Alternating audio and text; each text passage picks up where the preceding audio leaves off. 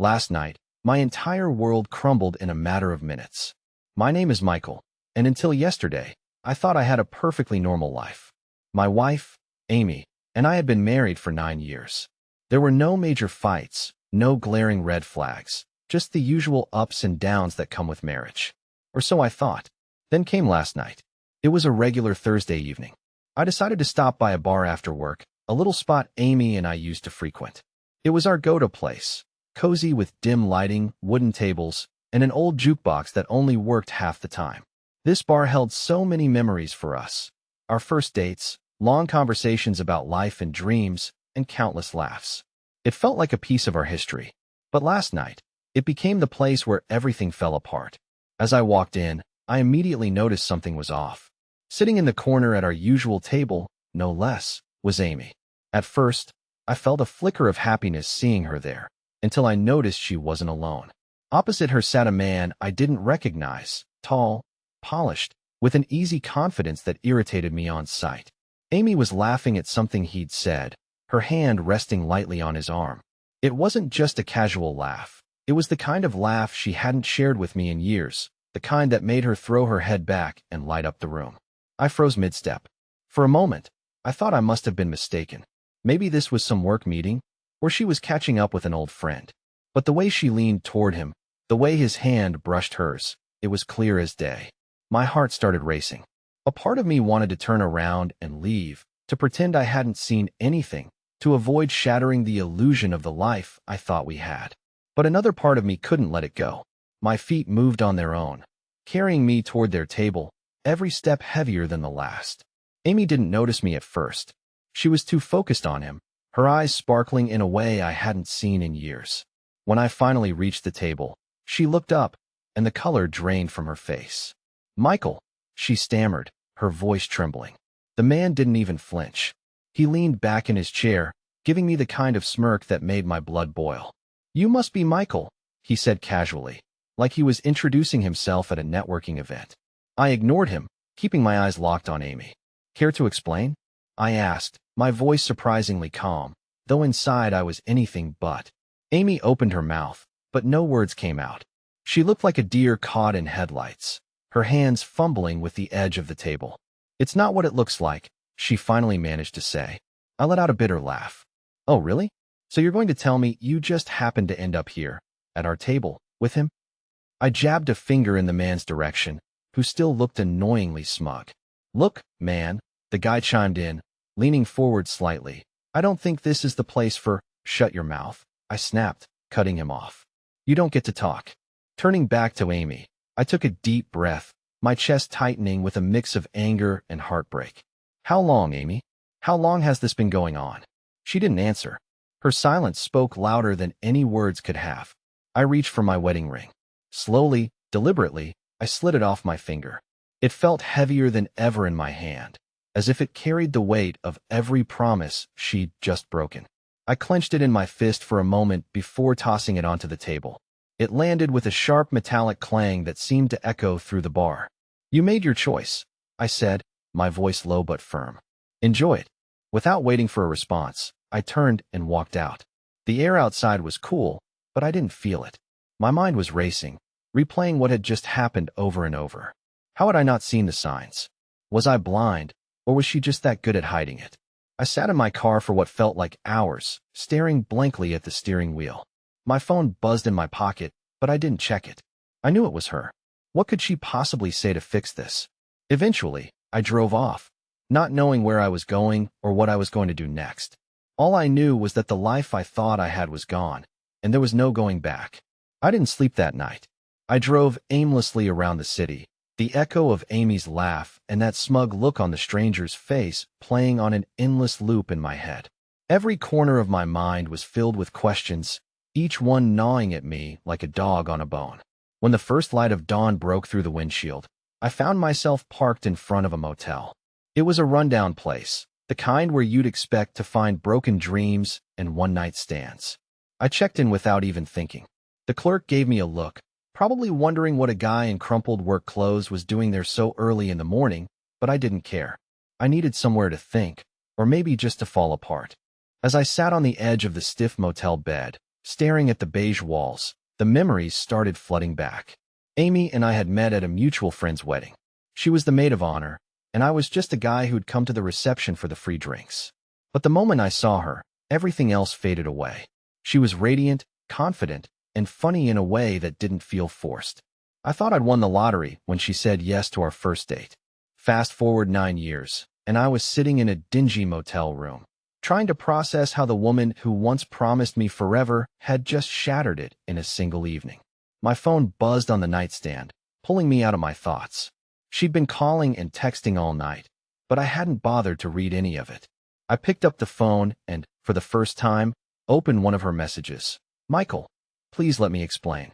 It's not what you think. Not what I think." That line again. My fingers hovered over the screen, tempted to type something back, but what was the point? I tossed the phone onto the bed and buried my face in my hands. By the time I left the motel, it was well into the afternoon. I drove back home, dreading the confrontation that was bound to happen. Our house, a modest 2-story place in a quiet suburb, looked the same as it always had. But now it felt foreign. This was supposed to be our safe haven, the place where we built our life together. Now it was just a house filled with memories I wasn't sure I could bear to face. When I walked through the front door, Amy was sitting on the couch, her face pale and her eyes red from crying. She jumped up as soon as she saw me, her hands clasped together like she was praying for forgiveness. "Michael, please," she began, her voice trembling. "Let me explain." "Explain what?" I interrupted, my tone sharper than I intended. "Explain how I walked into a bar and found my wife with another man? Explain why you've been laughing with him like I don't even exist? Go ahead, Amy, I'm all ears." She flinched at my words, but didn't back down. "It's not what you think," she said again, and I felt a wave of anger surge through me. "Stop saying that," I shouted, my voice echoing through the room. "You keep telling me it's not what I think, but you're not saying what it is. So tell me, Amy, what the hell is going on?" She hesitated, her eyes darting to the floor. That was all the confirmation I needed. Whatever she was about to say, it wasn't going to make this better. "It's complicated," she finally said, her voice barely above a whisper. "Complicated," I repeated, laughing bitterly. "You know what's complicated, Amy? Trying to figure out how to pay the mortgage when your world is falling apart. Trying to understand why the person you trusted most in the world would betray you. That's complicated. Sitting in a bar with some guy? That's not complicated. That's a choice." Tears started streaming down her face, but I didn't feel any sympathy, not this time. "I never meant for it to happen," she said. It just got out of control." "Out of control?" I repeated, my voice dripping with disbelief. "How long, Amy? How long has this been going on?" She didn't answer right away, and the silence was deafening. Finally, she looked up at me, her eyes filled with guilt. "A few months," she admitted. "A few months." The words hit me like a punch to the gut. While I'd been going about my life, working long hours, and trying to be the best husband I could be, she'd been sneaking around behind my back for months. The betrayal cut deeper than I thought possible. "Who is he?" I asked, my voice cold and distant. "What's his name?" She hesitated again, and for a moment I thought she wouldn't answer, but then she said it. "His name is Eric." Eric. I didn't know an Eric. That somehow made it worse. This wasn't someone from her past, some unresolved history.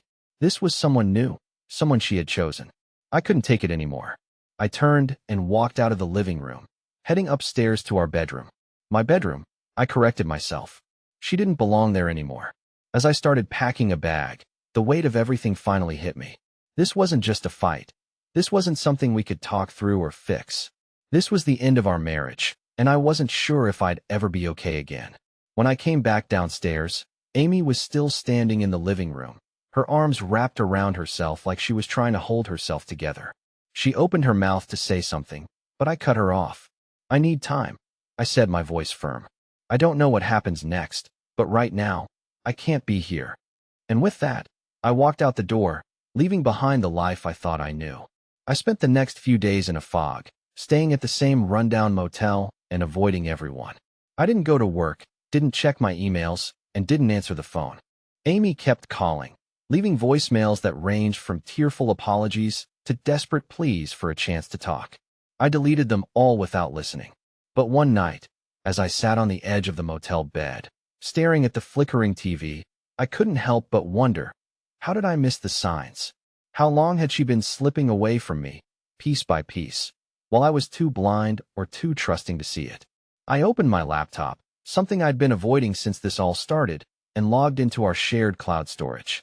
It wasn't something I used often, but Amy had always been the one to save photos, receipts, and even text backups there. Part of me hoped I wouldn't find anything. Part of me needed to know the full extent of her betrayal. The first thing I found was a folder named Work Trips. It seemed innocent enough, just pictures of hotel lobbies, generic conference rooms, and group photos with her coworkers. But as I scrolled, one photo caught my eye. It was Amy and Eric, sitting at a small outdoor cafe. Her smile was radiant, her hand casually resting on his. It wasn't posed or formal, it was intimate. My heart sank. She hadn't even tried to hide it. Digging further, I found more text message screenshots she must have saved for some reason. Maybe she thought she'd need them for work, but they weren't about work. They were messages between her and Eric. Eric, can't wait to see you tonight. Counting down the minutes. Amy, me too. Last night was incredible. I can still feel your touch. My stomach turned. These weren't just random flings or meaningless texts. This was an affair, deliberate and calculated, and it had been going on for months, just like she said. One message in particular made my blood run cold. Eric, when are you going to tell him? He deserves to know. Amy, I will. Just not yet. It's complicated.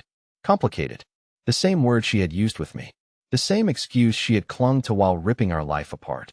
I slammed the laptop shut, my hands trembling with a mix of anger and despair. Every time I thought I had hit rock bottom, there seemed to be another level of betrayal waiting to greet me. This wasn't just about her cheating. It was about her lying, her planning, her total disregard for the life we'd built together. That night, as I lay awake in the darkness, I realized something. I couldn't just sit in this motel room and let her get away with it. I had to confront her again, not for closure, but for myself. She needed to see the pain she caused, and I needed to show her that I wasn't the weak, oblivious husband she clearly thought I was. By morning, I had made up my mind. It was time to face her and Eric. The next morning, I left the motel early, the anger from the night before still burning in my chest. This time, I wasn't going to be the one blindsided. I wanted answers, and I wasn't leaving without them. As I pulled into the driveway, the house felt different. It no longer felt like home. It felt like a stage where Amy had been performing a role, playing the part of a loving wife while carrying on her secret life. That thought fueled my resolve. I unlocked the door and walked in, calling out her name. The house was silent for a moment before I heard her footsteps descending the stairs. She appeared at the top, dressed casually, her hair tied back. She looked like the woman I'd spent nearly a decade with. But to me, she was now a stranger. Michael, she said softly, her voice uncertain. You're back. I'm not here to stay, I said, keeping my tone flat. We need to talk. She nodded, coming down the stairs slowly, like she was bracing herself. Okay, I know I owe you that. We sat in the living room, the same place we used to laugh and talk about everything. Now it felt cold, sterile. I placed my laptop on the coffee table, flipping it open. Her eyes widened as she saw the folder I'd been going through. You didn't think I'd find this? I said, my voice steady but laced with venom. The photos, the messages. How long were you planning to lie to my face? She swallowed hard, her hands gripping the edge of the couch.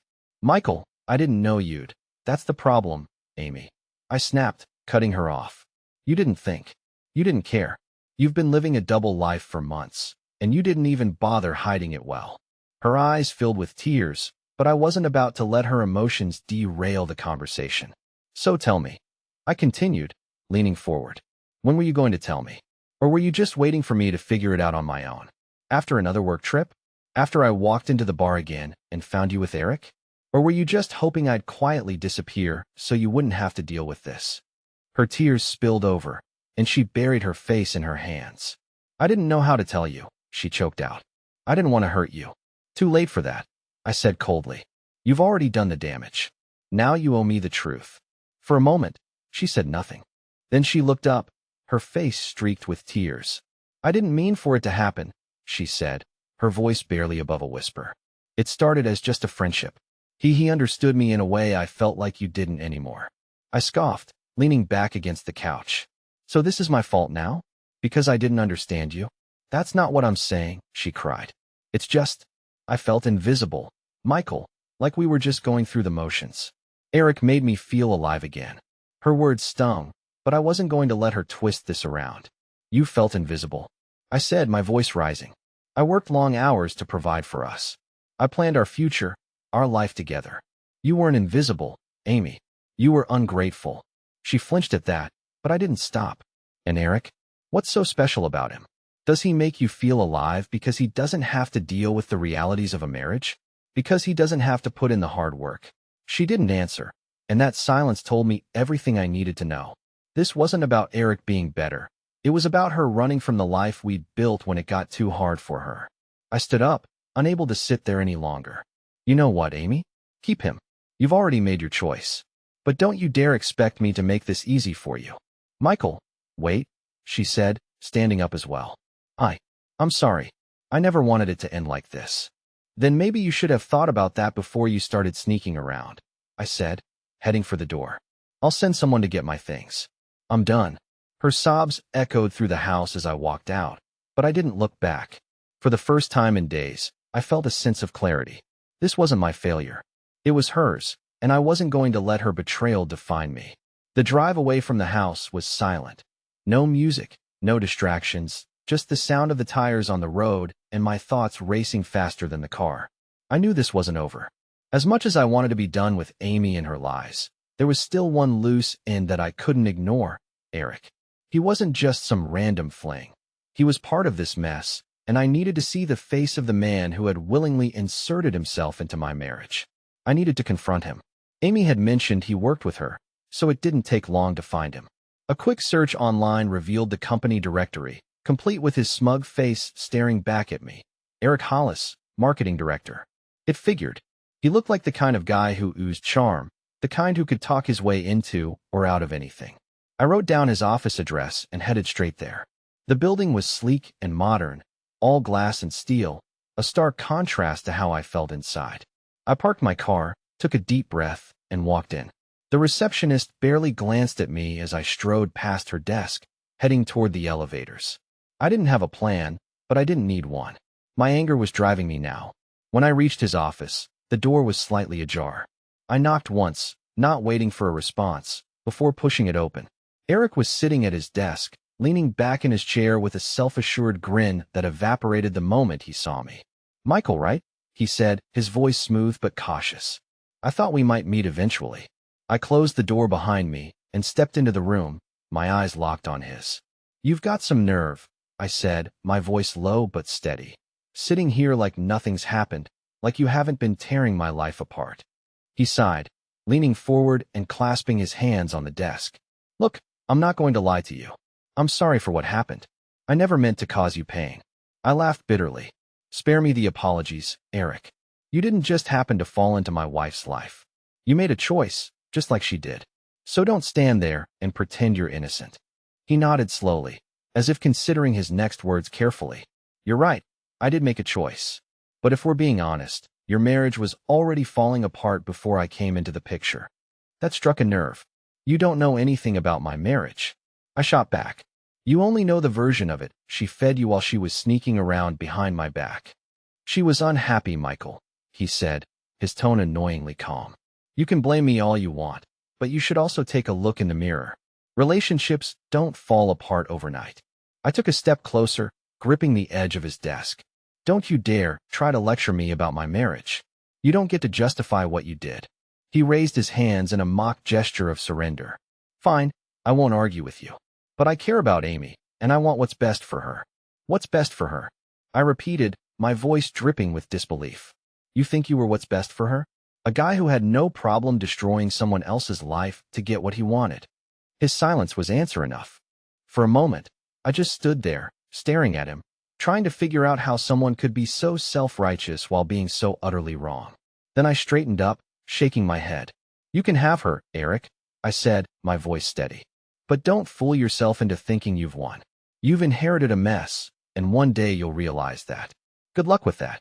Without waiting for a response, I turned and walked out of his office. The tension in my chest didn't ease as I left the building, but I felt a small spark of satisfaction knowing I'd said my piece. Eric might have Amy now, but he'd never have the life we'd built together. That was gone, and so was I. As I drove away, I thought about what came next. I didn't have all the answers, but one thing was clear. I wasn't going to let them take anything more from me. This was my turning point, the start of something new. The confrontation with Eric didn't bring the closure I thought it would. Sure, I had stood my ground and told him exactly what I thought of him, but the bitterness lingered. It was as if every word exchanged in his office only cemented how broken everything had become.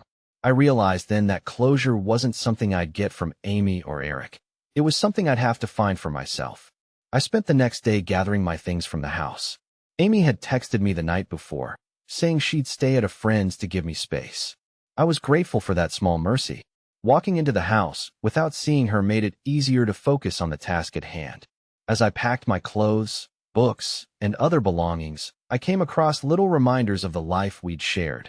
Photos from our vacations, gifts we'd given each other over the years, notes she'd left for me on the fridge.